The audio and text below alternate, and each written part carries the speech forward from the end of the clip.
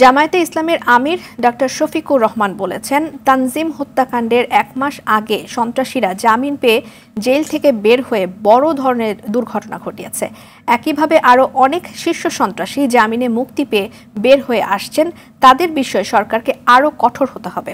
শনিবার রাতে কক্সবাজারে নিহত সেনাবাহিনীর লেফটেন্যান্ট তানজিম সরোয়ার নির্জনের টাঙ্গাইলের গ্রামের বাড়িতে পরিবারের সঙ্গে সাক্ষাৎ শেষে এসব কথা বলেন তিনি।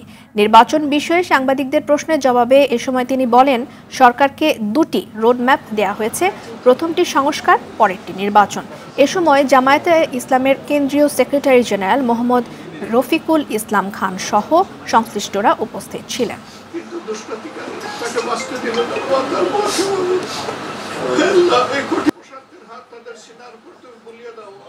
উনার ঘটনার 1 মাস আগে এরা বেল পেয়ে রিলিজ হয়েছে জেল থেকে। আগে জেলে ছিল ডাকাত দল হিসাবে, এবং এরপরে তো তারা একটা বিশাল দুর্ঘটনা ঘটায় ফেললো।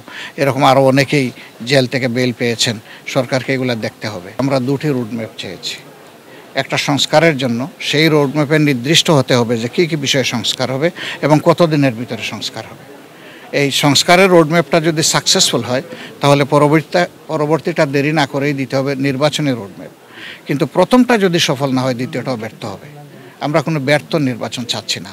আমরা চাচ্ছি এখন একটা সফল এবং একটা ক্রেডিবল নির্বাচন।